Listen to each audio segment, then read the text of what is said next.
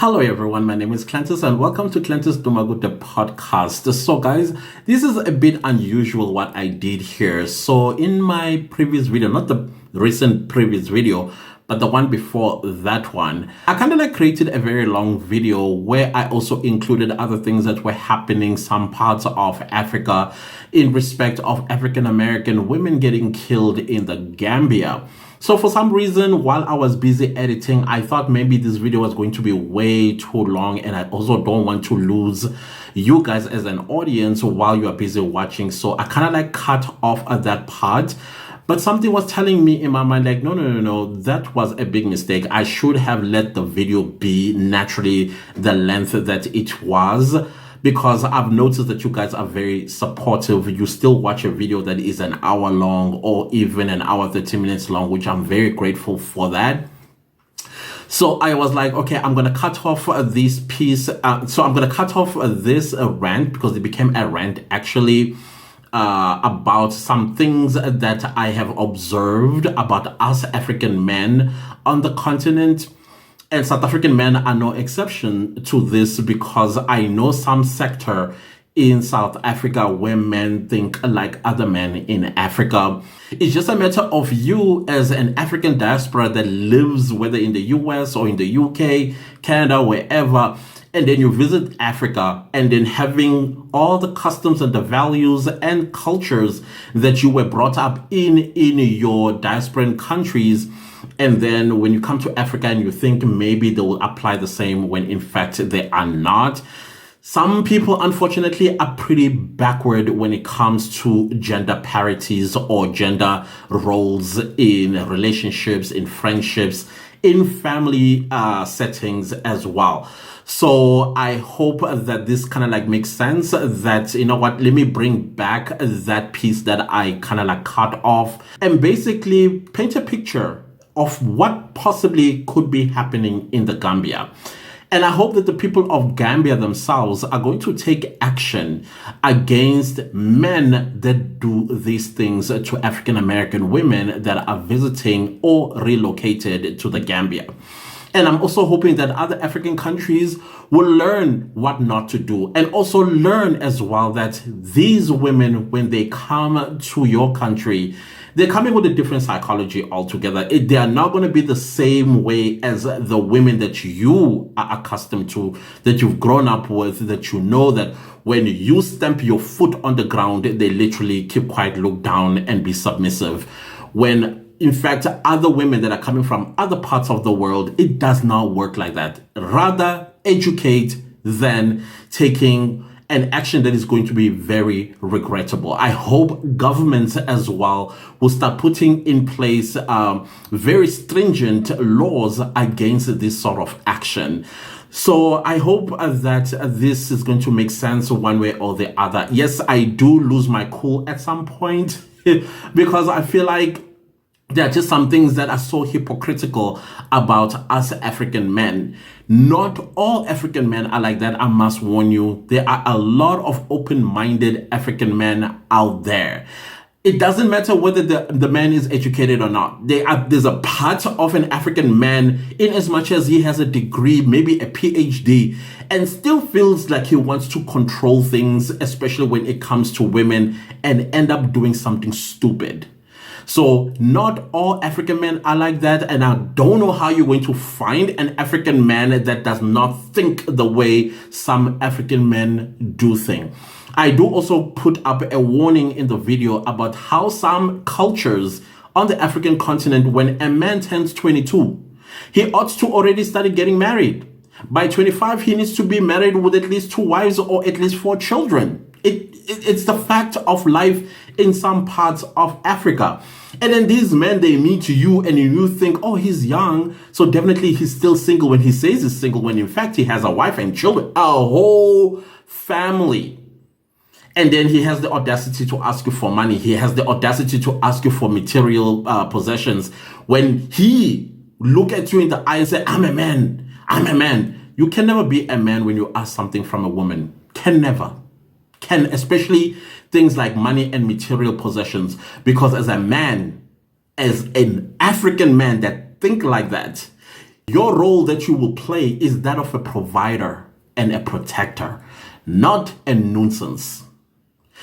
Well, I do speak about those things in the video, so I'm just going to leave it right here. I just thought, let me just bring this part just to let you know that I cut off this piece, and now I'm thinking of bringing it back. In fact, I'm bringing it back, and here it is.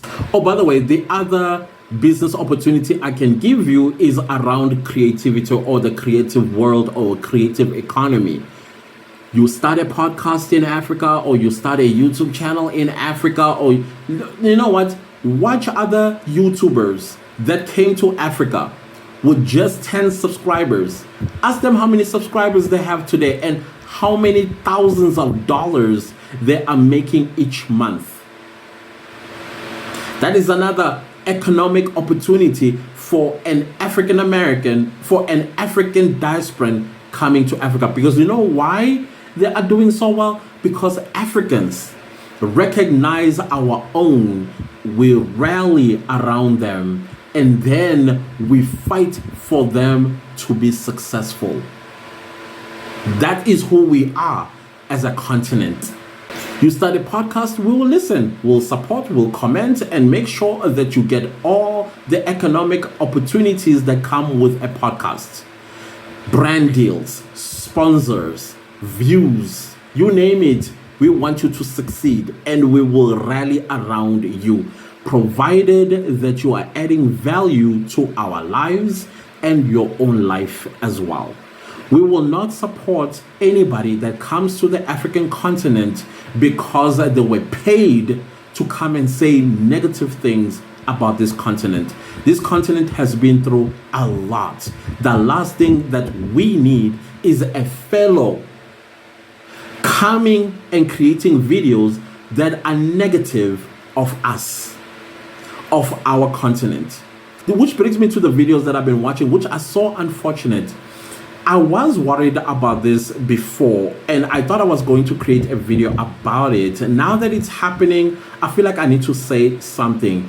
I want to address this to currently the people that are affected are African American sisters. I want to address this to all African Diasporans sisters. Guys, some parts of Africa, males or men, they are still a little bit backward when it comes to gender roles. Now, let me expand a little bit. I'm not going to spend too much time on this because I feel it is something, I feel it's a conversation that needs to be, a discussion that needs to be had. I know that mostly African American women, they are strong-willed. They speak for themselves, they stand their ground, they believe in 50-50 and things of that nature. And then you come to Africa with that mentality, which unfortunately on this continent, some men on this continent, they still believe that a woman's place is in the kitchen and submissive to her man, whether that man is a boyfriend or that man is her husband. The moment you go against that, you are facing some dire consequences, unfortunately, and some of these dire consequences can lead to death, because some men believe that if you dare answer a man, you do not deserve to live, which is stupid. It's stupid, backward, and it is wrong. So I don't know what the circumstances are that is leading the Gambian man to kill African American women allegedly. But I can only assume that it has something to do with dating, or an African American woman came to Africa either looking for love or coming to Africa to have fun. And part of the fun involves sex with the men of the continent. I have mentioned this in some videos in the past that dating in Africa, it is intentional across the continent. Even in this modern South Africa, this thing of, oh no, I'm just talking to a couple of people, it does not work in Africa. When you are approached by a man, or you are liked by a woman, most cases, in fact 100% of the time, there's an intention of that developing into a steady relationship and subsequently develops into marriage or having or starting a family. So now if you are going to come to Africa and you are talking to this man and you are talking to that man and you are talking to the other man and the other man, of course the first one who already is invested in you thinking that, oh my goodness, this woman could actually be my wife at some point, a mother of my children, but here you are talking to her. That's to some men, they feel that is, what's the word that is diplomatically correct or politically correct? Not the word whole, because that's how the guy would look at you. Like, no, why are you talking to me and you're also talking to him and you're also talking to the other one? So I think maybe that's the reason why some of these African American women unfortunately found their demise. I think it's because of that reason. And I want to encourage you, my African Diasporan sisters, if you are going to come to Africa to have fun, be careful. Be extra careful. Do not show your hand. It's very important that you don't show your hand. If you are going to speak to a brother in Johannesburg, let it be one brother in Johannesburg. And then you go to Durban, let it be one brother in Durban. And if you go to Cape Town, let it be one brother in Cape Town. If you go to Gambia, let it be one brother. They must not know or see each other with you, because you are going to get yourself in trouble with some of these men, unfortunately. The other thing that always upsets me, which I find very hypocritical, now I'm talking to African men. What kind of a man are you that expects money from a woman? If you think you are the head of whatever it is in your head, why ask for money or expect money from a woman? When you say, I'm a man, I'm the head. This is what being a man in Africa is about. It's about being a provider, a protector. You are the person that is responsible for the safety of your woman. Now, when you jump, turn around and say, give me money, what kind of a man are you? What kind of a man that takes a woman on a date and expects her to pay for her food, for her drink, for her Uber? What kind of a man? How is that being a man is my question. Because I think some of these women that being killed in the Gambia is because the Gambian man asked for money and she said no. And because he thinks he's a man, a woman is not supposed to say no to him, she finds her demise. Please, whatever you do, do not tell the brother from the get-go, listen, I'm a woman, you are a guy. Let's cut this right here. If you're gonna ask me out on a date, you do everything. Everything.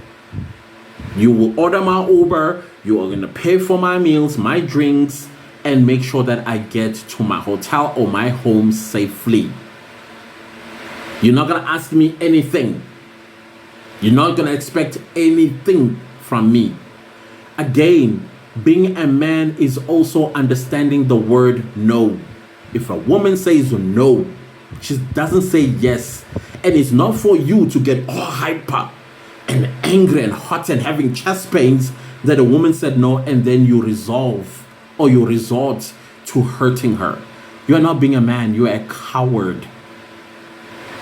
That's who you are. You are a coward.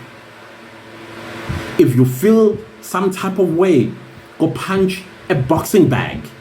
Oh, better yet, go to people, mano a mano, and show yourself. Don't go to a woman. That's not being a man. The moment you ask a woman for money, you are not a man. You don't have balls. You do not have balls. period. So I encourage you, my sisters, please do not be dating in the same area. Do not be talking to all guys in the same area. Focus on that brother. The moment you sense some kind of resistance or danger, my sister, pack up and leave. Leave that entire area, the country if you have to, and save yourself. Because it's unfortunate, on the continent there are some men who believe they are the god of women. So please, just do yourself that favor.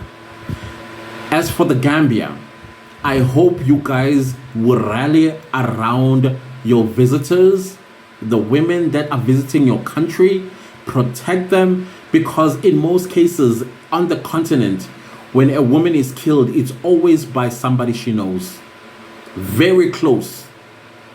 And y'all know who those men are. Report them to the police. Get them arrested. Let them take responsibility for the heinous crimes that they have committed. Save the name of your country.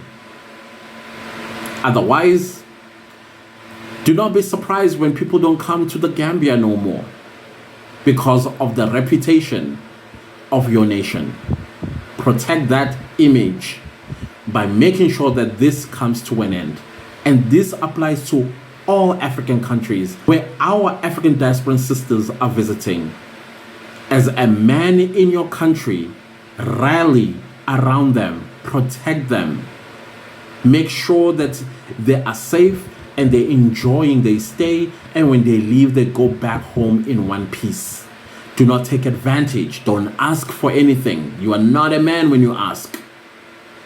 There's no way you can claim to be a man and yet you are asking for money from a woman, irrespective of where she might come from. Even if she's rich, that is not a man. That is why in my previous video I also talked about passport bros on the African continent, that this continent is wrong for you. It's not gonna work to be a passport bro, because dating on the African continent is intentional. I, as a brother of a sister, I would hate to see a man that's coming from another country to come and treat my sister like some piece of meat for him to have and then jump to the next. And the brother of that sister that you are going to jump to is not going to feel well as well, knowing or seeing his sister being treated as if she's a piece of meat by some man that came from another continent. You are going to find yourself in trouble on the African continent, unfortunately, because I would not want to see my sister being used like she's some piece of cloth. I will not. I will confront you. I will hold you by your clothes. I might even give you one for disrespecting my sister. Unfortunately, with other guys, it may go even further than one of this. You may go back home on your back in some other parts of the continent. Passport bros, stay out of Africa. Seriously, I'm telling you this for a fact. Stay out of Africa, because it's not going to work for you. Whatever mentality you may have, our girls, our women, they are brought up and prepared to be wives someday. I said it. They are prepared. You are not going to come and just use them, and yet they've been good and waiting for her husband who's going to come. Oh, another thing that I forgot to mention to my African Diasporan sisters. Some countries on the African continent, don't think just because you are seeing a guy in the club looking at you, he's good looking or whatever the case might be. Some countries on the continent, a man by the age of 25, he ought to have been married and at least has 2 children. In some cultures, he ought to be married to 2 women and already have a few children. So chances are, when you are going to be talking, you are talking to somebody's husband. So don't think that, oh wow, I met this guy and what. No, chances are he has children, especially when he is beyond the age of 25, 27, 29, 30, even it's worse if he's in his 40s. Some men are unavailable on the continent because their culture does not allow them to be unmarried by the age of 25. So to save yourself being poured with boiling water or boiling oil, stay away from those men. Yes, they're gonna lie to you and say, no, I'm single, I'm not married. But in some countries, especially in West Africa, some of those men are already married. I'm just throwing it out there for you to ponder on. So before I close this video, I want to encourage you that before coming to Africa, do your research. Spend at least 3 months of research. Go through each country. Find out the mentalities of each country, their psychology, because it's different. Our psychology in South Africa is different from that of Zimbabweans, even though they're just up, our nose. And the further you go, the further you get away from South Africa, it changes drastically. By the time you get to West Africa, it's a totally different mindset altogether. Do that research and find where you believe you fit in, especially when it comes to your beliefs, as well as especially when it comes to your belief system. In South Africa, it's a mixture of many things. Like I said, we have the most progressive constitution in the world. Everybody is welcome. It doesn't matter what your sexual orientation is. It doesn't matter whether you're black or white. It doesn't matter if you are tall or short, dark or light skin. Everybody is here. And everybody have a different mindset about certain things. So once you've done your research, the first thing that you do is visit. Take your first visit. Your first visit is going to be about exploring, having fun, all of that stuff. Your second visit is a fact-finding mission, because while you came the first time, you may have seen a couple of economic opportunities. People always tell us South Africans that we don't see the opportunities that some of y'all see, which is true.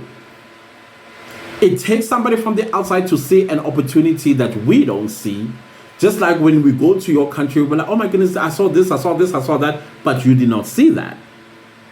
So your visit would have exposed you to a couple of things.